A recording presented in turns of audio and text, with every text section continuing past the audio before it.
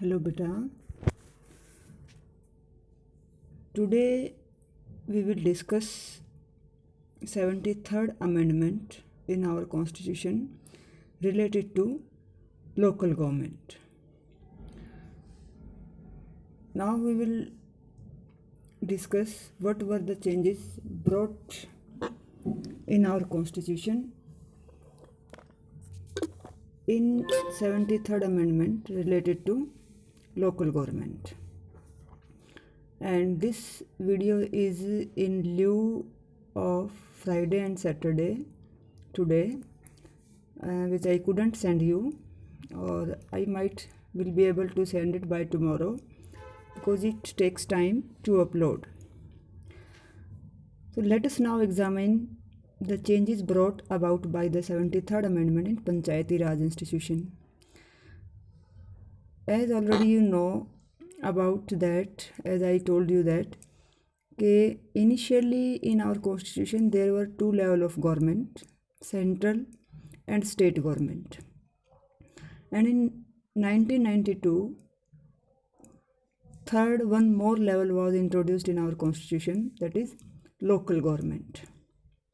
So 3 tier of structure of Panchayati raj institution, ये देखना है हमें कि पंचायती राज इंस्टीट्यूशन में ये 3 टियर स्ट्रक्चर कैसे काम करता है, कैसे इंट्रोड्यूस किया गया. All states now have a uniform 3 tier panchayati raj structure. जैसे ही 73rd अमेंडमेंट जो है इन्फोर्स में आया तो सभी स्टेट्स को एक 3 टियर पंचायती राज स्ट्रक्चर जो है अपनी स्टेट में जो है इनकॉर्पोरेट करना था हर स्टेट के अंदर. At the basis of base is the gram panchayat, और इसका जो बेस था वो क्या था, ग्राम पंचायत. ग्राम पंचायत शुरू करना था. अ ग्राम पंचायत कवर्स ए विलेज और ए ग्रुप ऑफ विलेजेस. ग्राम पंचायत में क्या होता है कि या तो एक गांव की एक पंचायत है या फिर छोटे अगर विलेजेस हैं तो इसमें ग्रुप ऑफ विलेजेस भी लिए जा सकते थे. द इंटरमीडिएरी लेवल इज़ मंडल. जो बॉटम लेवल पर था, मैंने जब क्लास ली थी तब भी आपको ये समझाया था कि बॉटम ये हमारा 3 जो टियर स्ट्रक्चर है वो ऐसे है कि बॉटम लेवल पर यहाँ पर जो है ग्राम पंचायत है, और जो सेकेंडरी लेवल है यहाँ पर जब हमारा मंडल है या इसको ब्लॉक लेवल भी बोलते हैं, और जो टॉप लेवल है इसको हम जिला परिषद बोलते हैं, जिला परिषद. ठीक है, ये 3 लेवल ऑफ जो है ना हमारा पंचायती राज इंस्टीट्यूशन है.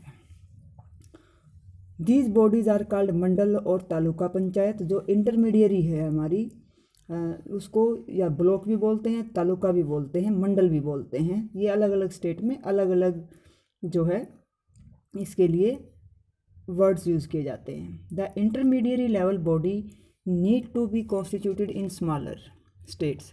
जो इंटरमीडिएरी है उसको जो स्मॉल स्टेट्स हैं वहाँ पर कॉन्स्टिट्यूट करने की ज़रूरत नहीं है.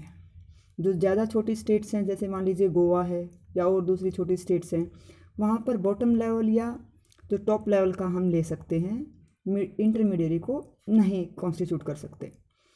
The intermediate level body is not to be constitute in smaller states. The at the apex is the zila parishad, zila panchayat, covering the entire rural area of a district.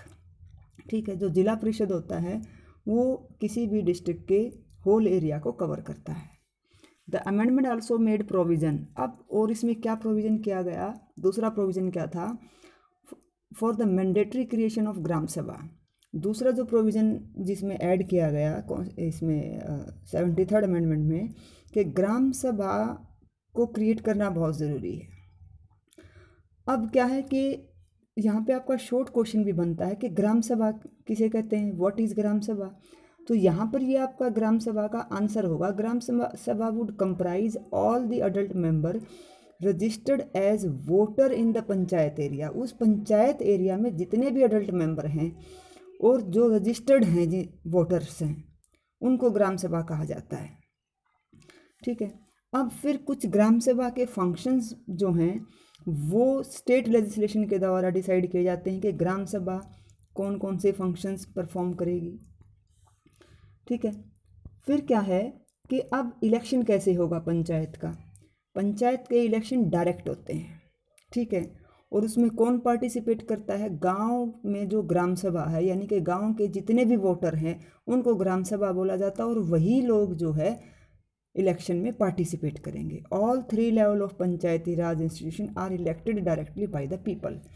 जो तीनों लेवल हैं, ग्राम पंचायत है, ब्लॉक लेवल है, जिला पंचायत है, इनके इलेक्शन डायरेक्टली होते हैं, जिसमें जो लोकल वोटर्स होते हैं वो क्या है, डायरेक्टली पार्टिसिपेट करते हैं। If the state government dissolve the panchayat before the end of its 5-year term. अच्छा, अगला क्वेश्चन यहाँ पर क्या है कि पंचायत का टेन्योर कितना होता है। तो पंचायत का टेन्योर भी हमारे लेजिस्लेचर की तरह, जो स्टेट लेजिस्लेचर हैं और सेंट्रल लेजिस्लेचर है, उसमें 5 year है। ठीक है, फिर क्या है कि अगर पंचायत डिसॉल्व हो जाती है 5 year कंप्लीट होने से पहले, तो fresh election must be held with in 6 months of such dissolution. फिर यहाँ पर अगला क्वेश्चन होता है कि अगर डिसॉल्व हो जाएगी तो क्या होगा कि अगले 6 महीने में वहाँ पर फ्रेश इलेक्शन होने चाहिए। ये क्वेश्चन बन गया। This is an important provision that ensures the existence of elected local body. अब ये जो प्रोविज़न है 6 month के अंदर अंदर क्या इंश्योर करता है कि कॉन्स्टिट्यूशनली अब जब ये प्रोविज़न बना दिया गया था तो इंश्योर करता है कि जो लोकल बॉडीज़ हैं वो मस्ट बी इलेक्टेड होनी चाहिए। Before 73rd amendment in many states there use to be indirect election to the district bodies and there was no provision for immediate election after dissolution. अब जब 73rd amendment नहीं हुआ था, ठीक है, तो ऐसा कोई प्रोविज़न नहीं था कि इलेक्शन कब कराए जाएंगे पंचायत के लिए। तो मैनी स्टेट्स में ये ना अलग अलग डिफरेंट टाइम थे। वो स्टेट गवर्नमेंट की मर्जी होती थी वहाँ पर कब लोकल बॉडीज़ के लिए, पंचायत के लिए इलेक्शन कराएगी, कब नहीं कराएगी। तो इसमें लंबा टाइम बीत जाता था, 10 साल, 5 साल, 15 साल तक भी हो जाते थे। ठीक है, तो कॉन्स्टिट्यूशनली ये प्रोविज़न होने के बाद स्टेट गवर्नमेंट जो है बाध्य हो गई है कि वो एक फिक्स टेन्योर जो कि 5 year है उसमें इलेक्शन कराएं। ठीक है, अब हम बात करते हैं रिजर्वेशन की कि जो लोकल बॉडीज़ के जो इलेक्शन है हमारे, इसमें जो कंटेस्टेंट होते हैं, कोई जो इलेक्शन लड़ता है, वहाँ किस किस लोगों को जो है रिजर्वेशन दिया गया है। देखिए यहाँ पर 2 चीज़ें हम देखेंगे कि जो रिजर्वेशन है वो 2 टाइप से दिया गया है। फर्स्ट क्या है थिंग कि सबसे पहले जो है वुमेन के लिए जो सीट यहाँ पर रिजर्व की गई है, और वो कितनी है, 1/3 सीट्स हैं। ठीक है, फिर दूसरा जो प्रोविज़न ये हुआ एक चीज़ रिजर्वेशन। अब दूसरी जो बात है रिजर्वेशन की, वो क्या है कि रिजर्वेशन किसके लिए भी होगा, शेड्यूल कास्ट के लिए भी होगा और शेड्यूल ट्राइब के लिए भी होगा। ठीक है, तीनों लेवल पर है, और जो ये तीनों लेवल हैं पंचायत का, ब्लॉक का और जिला परिषद, तीनों लेवल पर 1/3 जो है सीट्स वुमेन के लिए रिजर्व हैं। तीनों लेवल पर SC और STs के लिए रिजर्व हैं। ठीक है, और कैसे होगा reservation, in proportion to their population. ठीक है, in proportion to their population होगा। If the states find it necessary they can also provide for reservation other backward classes. अगर स्टेट को लगे कि किसी स्टेट में बैकवर्ड क्लास की कंपोजिशन जो है काफ़ी ज़्यादा है, तो वहाँ उनको भी वो रिजर्वेशन प्रोवाइड कर सकती है। ये स्टेट गवर्नमेंट के ऊपर डिपेंड करता है। It is important to note that these reservations applies not merely to ordinary member in panchayat but also. अब क्या कहता है कि ये it is important to note that these reservations, ऊपर जिन रिजर्वेशंस की हमने बात की है, किस किस पर अप्लाई करेंगे, apply not merely to ordinary member in panchayat पर अप्लाई नहीं करेंगे, but also to the position of chairman और अध्यक्ष और जो चेयरपर्सन होंगे। चेयरपर्सन देखिए, जहाँ पर जो पंचायत में जो अध्यक्ष होता है उसको सरपंच बोला जाता है, तो सरपंच की पोस्ट भी रिजर्व होती है।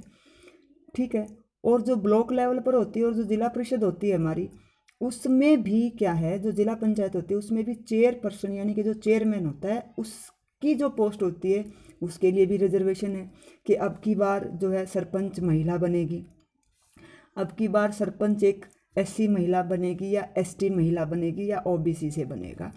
इस तरीके से भी रिजर्वेशन फिक्स है at all 3 level. Further reservation of 1/3 of the seats for women, जो 1/3 सीट्स की मैंने बात कही थी वोमेन के लिए, नॉट मेयरली ये सिर्फ जनरल कैटेगरी की महिलाओं के लिए नहीं है, but also with in the seats reserve of schedule caste. जितनी सीट रिजर्व शेड्यूल कास्ट या शेड्यूल ट्राइब या बैकवर्ड कास्ट के लिए रिजर्व हैं, उन रिजर्व सीट्स में से भी 1/3 जो है इन क्लासेस की महिलाओं के लिए रिजर्व होंगी। इसका क्या मतलब हुआ, दैट अ सीट में be reserve simultaneously for a women candidate and one belong to schedule caste और शेड्यूल ट्राइब। ठीक है, this a sarpanch would be a Dalit women और ए आदिवासी वुमेन। जब उनके लिए रिजर्व होगी सीट तो सरपंच वुमेन भी आ सकती है, ये बात मैंने ऊपर बता चुकी हूँ आपको। अब देखना है कि जैसे हमारे कॉन्स्टिट्यूशन की 7th शेड्यूल के अंदर 3 लिस्ट दी गई हैं, union list, state list and concurrent list. अब इन तीनों लिस्ट में स्टेट और सेंटर को पावर है कि किन किन सब्जेक्ट मैटर्स पर दोनों गवर्नमेंट जो हैं रूल बना सकती हैं, लॉज बना सकती हैं, रेगुलेशंस बना सकती हैं। यूनियन जो लिस्ट है उसमें सेंट्रल गवर्नमेंट को पावर होती है, स्टेट जो लिस्ट है उसमें स्टेट गवर्नमेंट को पावर होती है, और जो कंकरेंट लिस्ट है उसमें दोनों सेंट्रल और स्टेट गवर्नमेंट को दोनों को पावर होती है। अब क्या प्रोविज़न किया गया 73rd अमेंडमेंट के अंदर कि इन तीनों लिस्ट से कुछ ऐसे सब्जेक्ट मैटर उठाए गए जो लोकल डेवलपमेंट के लिए ज़रूरी थे, और उन सब्जेक्ट मैटर को लोकल गवर्नमेंट को ट्रांसफ़र कर दिया गया। और ये सब्जेक्ट मैटर कौन से शेड्यूल में दिए गए हैं, जो पंचायती राज से रिलेटेड जो सब्जेक्ट मैटर हैं वो 11th शेड्यूल में है, और जो 74th अमेंडमेंट किया गया नगर पालिका या नगर निगम या म्यूनिसिपैलिटी से रिलेटेड था, जो अर्बन लोकल बॉडी है 12th शेड्यूल में, उससे रिलेटेड सब्जेक्ट मैटर हैं। ठीक है, तो these subject matters were mostly linked, और ये सब्जेक्ट मैटर किस चीज़ से रिलेटेड हैं, development and welfare function at the local level, कि लोकल लेवल पर डेवलपमेंट और वेलफेयर के जो काम हैं उनको लोकल गवर्नमेंट डायरेक्टली अपने लेवल पर कर दे। The actual transfer of this function depend upon the state. Actual transfer क्या है कि जब स्टेट लेजिस्लेचर उनको ट्रांसफ़र कर देगा लोकल गवर्नमेंट को, तभी ये लोकल गवर्नमेंट के पास जाएंगे और तभी लोकल गवर्नमेंट इनको जो है इनके ऊपर काम कर सकेगी। Each state decide how many of these 29 subjects would be transferred to the local bodies. अब ये आपने यहाँ पर क्वेश्चन है कि लोकल बॉडीज़ को कितने सब्जेक्ट मैटर ट्रांसफ़र किए गए हैं, 29। अब इन 29 कॉन्स्टिट्यूशनली 29 हैं, अब लेकिन ये स्टेट गवर्नमेंट डिसाइड करेगी कि इन 29 सब्जेक्ट मैटर में से लोकल बॉडीज़ को कितने ट्रांसफ़र करने और कितने स्टेट के पास रखने हैं। या तो वो टोटल के टोटल 29 सब्जेक्ट मैटर ट्रांसफ़र कर सकती है, या इनमें से कुछ अपने पास रख के बाकी के लोकल बॉडीज़ को ट्रांसफ़र कर सकती है। ठीक है, अब आगे देखते हैं कि ये कहता है कि आर्टिकल 243G, जो आर्टिकल 243G है, ये जो है क्या कहता है, power authority and responsibilities, power authority and responsibilities of panchayat, power authority and responsibilities of panchayat.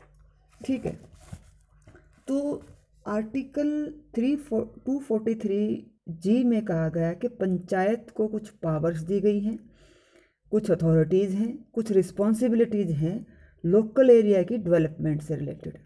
The legislature of state may by law endow the panchayat with such power and authority with respect to the matter listed in the 11th schedule. ये मैं आपको पहले ही बता चुकी हूँ कि कौन C schedule में है लोकल गवर्नमेंट के सब्जेक्ट मैटर पंचायत से रिलेटेड, 11th शेड्यूल में है। ये क्वेश्चन बनता है एग्जाम का। और ये जो है पावर कौन से आर्टिकल के तहत दी गई है पंचायत को या पंचायती लोकल बॉडीज़ को, आर्टिकल 243G के अंदर। ठीक है, और ये जो 243 ABCD 243 और 243 ABCD आगे जितने भी हैं, ठीक है, ओ तक ये है। ए से 243 से आपने देखना है कि 243 से 243 ओ तक जो है ये इन सारे आर्टिकल्स में कॉन्स्टिट्यूशन ऑफ पंचायत या लोकल गवर्नमेंट पंचायती राज इंस्टीट्यूशन है। ठीक है, जो कि पार्ट 9 है हमारा। ठीक है, पार्ट 9 है और ये ऐड कब किया गया? ठीक है, और ये जो है जो पार्ट 9 है ये हमारा जो है 1992 जो ये अमेंडमेंट हुआ तभी से इन्फोर्स में आया। ठीक है, और फिर जो है पार्ट 9A जोड़ा गया। ठीक है, ये भी हमारा कब जोड़ा गया? 1992 में 74th अमेंडमेंट में, जो किससे रिलेटेड है? अर्बन लोकल बॉडीज से रिलेटेड है। ठीक है, तो फिर क्या है कि इसमें आगे ये देखिए कि ये लिस्ट दी हुई है एक, जिसमें ये मैटर है 11th शेड्यूल में पंचायती राज इंस्टीट्यूशन से रिलेटेड है।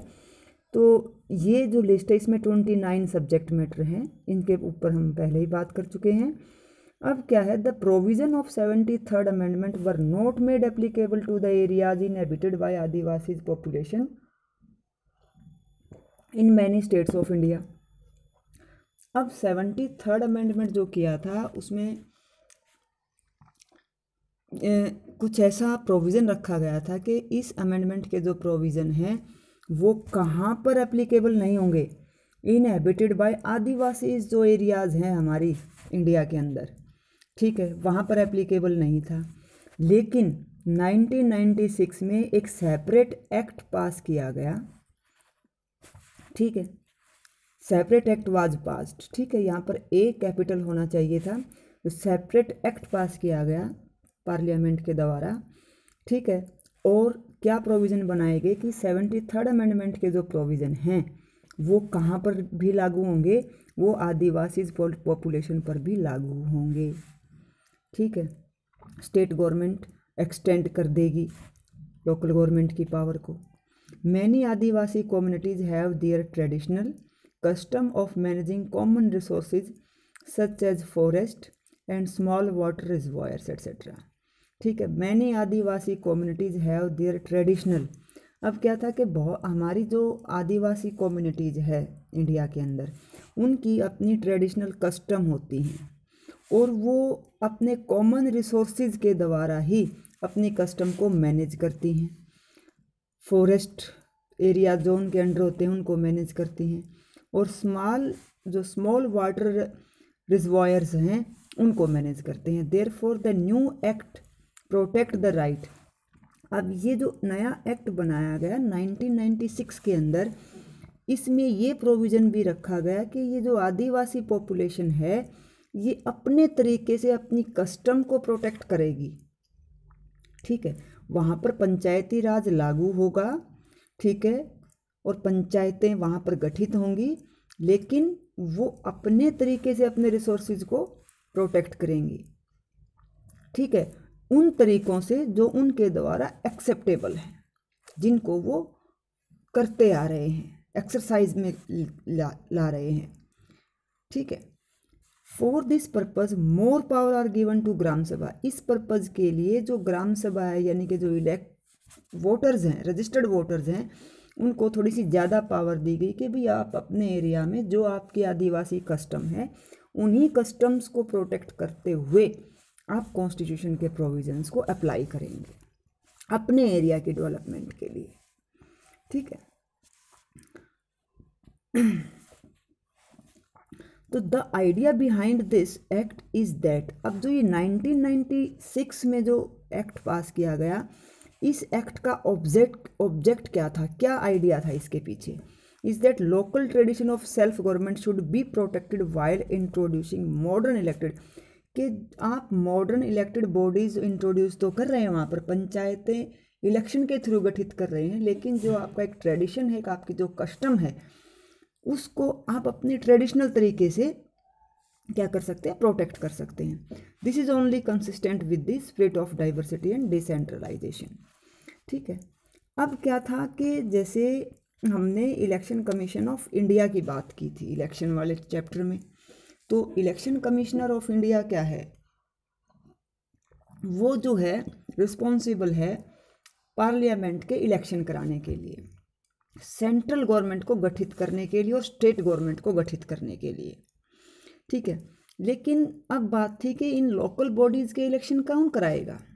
73rd और 74th अमेंडमेंट से पहले क्या थी ये कि ये sole responsibility was of state government, state government की रिस्पॉन्सिबिलिटी थी कि वो अपने अपने स्टेट में लोकल बॉडीज़ के यानी कि पंचायत और नगर पालिका के इलेक्शन कराए। लेकिन क्या था, उसका टेन्योर फिक्स नहीं था, गवर्नमेंट उसको डिले करती चली जाती थी, 5 साल हो गए, 10 साल हो गए, ठीक है, 15 साल हो गए, ऐसे भी हमने इंस्टांसेस देखने को मिलते हैं कई बार। ठीक है, तो क्या है, तो अब जब कॉन्स्टिट्यूशनली टेन्योर फिक्स हो गया कि लोकल बॉडीज़ के इलेक्शन भी 5 ईयरली होंगे, एक टेन्योर फिक्स कर दी गई, टाइम फिक्स कर दिया गया, तो इसके लिए क्या किया, एक स्टेट इलेक्शन कमीशन गठित किया गया। ठीक है, अब दो स्टेट गवर्नमेंट इज रिक्वायर्ड, तो लोकल बॉडीज जब एस्टेब्लिश हो गई 1992 से कॉन्स्टिट्यूशनली एस्टेब्लिश हो गई, तो स्टेट गवर्नमेंट को ज़रूरत पड़ी to appoint a state election commissioner, और उसकी ड्यूटी क्या थी, would be responsible for conducting election to the panchayati raj institution, और इस स्टेट इलेक्शन कमिश्नर की ड्यूटी थी कि वो पंचायती राज के इलेक्शन कराएगा। ठीक है, earlier this task was performed by the state administration, ये बात मैं बता चुकी हूँ, which was under the control of state government directly. Now the office of the state election commissioner is autonomous like election commissioner of India. अब क्या है कि ये एक कॉन्स्टिट्यूशनली इंडिपेंडेंट बॉडी बना दी, किसकी तरह, like election commission of India की तरह, जिसकी ड्यूटी है पंचायती राज के इलेक्शंस को कंडक्ट कराना। फिर आगे क्या है, however the state election commissioner is an independent officer, ये इंडिपेंडेंट ऑफिसर है, यानी कि सरकार के दबाव में काम नहीं होता है।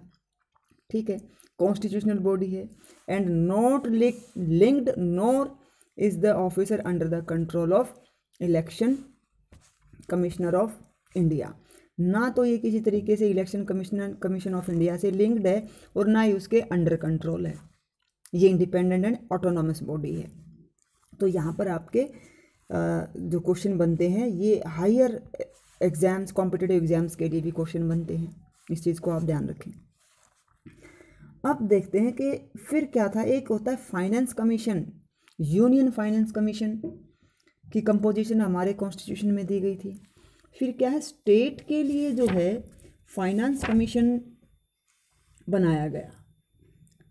ठीक है, अब state government is also required, अब जब पंचायती राज इंस्टीट्यूट हो गया, ठीक है, कॉन्स्टिट्यूट हो गया, तो पंचायती राज वो भी एक part of level of government है। अब उनको लोकल एरियाज़ के अंदर डेवलपमेंट करने के लिए जो है फाइनेंस यानी कि पैसे की ज़रूरत पड़ती है, ग्रांट की ज़रूरत पड़ती है, उसका लेखा जोखा, उसका ऑडिट कौन रखेगा। ठीक है, इसकी ज़रूरत पड़ी तो स्टेट फाइनेंस कमीशन को अपॉइंट किया गया। ठीक है, और इसकी टेन्योर आप ध्यान रखेंगे कि जो स्टेट फाइनेंस कमीशन है वो कितने साल के लिए अपॉइंट होता है, वो 5 ईयर के लिए होता है, once in 5 years. This commission would examine, अब इस कमीशन के अब यहाँ पे आप फंक्शन शुरू हो जाते हैं कि फाइनेंस कमीशन ऑफ स्टेट जो है उसके क्या क्या फंक्शंस हैं और क्या क्या पावर है। तो यहाँ से आपका आंसर शुरू हो गया। क्या करता है, examine the financial position of the local government in the state, जो लोकल गवर्नमेंट्स हैं उनकी फाइनेंशियल पोजीशन की को एग्जामाइन करता है कि किस पंचायत के पास जो है कि फाइनेंशियल पोजीशन क्या है, कि वहाँ के जो लोकल रेवेन्यूज़ हैं उनसे पंचायत को कितनी इनकम हो रही है और वो उस इनकम को किन डेवलपमेंट जो है कार्यों में लगा रहा है। It would also review the distribution. अब इट यानी कि जो स्टेट फाइनेंस कमीशन है ये किस चीज़ को रिव्यू करेगा डिस्ट्रीब्यूशन ऑफ रेवेन्यू। जो स्टेट के पास रेवेन्यू आता है पब्लिक से उसको डिस्ट्रीब्यूट करेगा किस में, state and local government, state और लोकल गवर्नमेंट में डिस्ट्रीब्यूट करेगा। और लोकल गवर्नमेंट कौन सी, रूरल एंड अर्बन, तीन चीज़ों में होगा। ठीक है, स्टेट के बीच में, local government rural local government यानी कि पंचायत, और अर्बन लोकल गवर्नमेंट यानी कि म्यूनिसिपलिटीज़, तीन जगह पर ये रेवेन्यू डिस्ट्रीब्यूट होता है। और इसको डिस्ट्रीब्यूट करने का काम किसका है, स्टेट फाइनेंस कमीशन का है। ये आप चीज़ ध्यान रखेंगे। This innovation ensures that allocation of funds to the rural local government will not be a political matter. और ये कहता है कि ये जो इनोवेशन होगी कि किसके पास कितना फंड जाएगा, पंचायत के पास कितना फंड जाएगा और नगर पालिका के पास कितना फंड जाएगा, ये पॉलिटिकल मैटर नहीं होगा। ठीक है, इस पर कोई पॉलिटिकल इंटरफेरेंस नहीं होगी। ये चीज़ खास आपने ध्यान रखनी है। ठीक है, तो अब क्या है 74th अमेंडमेंट। अब 74th अमेंडमेंट में वो सारी चीज़ें, वो सारे प्रोविज़न लेकर आए गए जिनको हमने अभी 73rd अमेंडमेंट पंचायती राज में डिस्कस किया है। ये सारे मैटर्स जो हैं 74th अमेंडमेंट में भी एज इट इज़ जो डिस्कस किए गए और अप्लाई किए गए। Urban local government that is Nagar Palika, और you can say urban local government body, और यू कैन से के म्यूनिसिपैलिटीज़ की जब कॉन्स्टिट्यूट की गई। अब अगला क्वेश्चन क्या है कि आप अर्बन एरिया किसको कहेंगे, कैसे कहेंगे कि ये जो एरिया है ये अर्बन एरिया है, ये जो एरिया है ये लोकल एरिया है। तो जो बड़े शहर होते हैं जैसे मुंबई, कोलकाता, दिल्ली, हैदराबाद, बेंगलोर, इनको आइडेंटिफाई करने में हमें दिक्कत नहीं है कि ये अर्बन एरियाज़ हैं। लेकिन जो छोटे एरियाज़ हैं, जो स्मॉल अर्बन एरियाज़ हैं, उनको कैसे हम डिस्टिंक्शन करेंगे कि ये रूरल एरियाज़ में आएगा या अर्बन एरिया में आएगा। तो जब भी सेंसस होती है, सेंसस के दौरान ये देखा जाता है कि किस एरिया की पॉपुलेशन बढ़ी है या घटी है। तो जहाँ पर 5000 कम से कम अर्बन एरिया के लिए कितनी पॉपुलेशन होनी चाहिए, 5000 होनी चाहिए वहाँ की।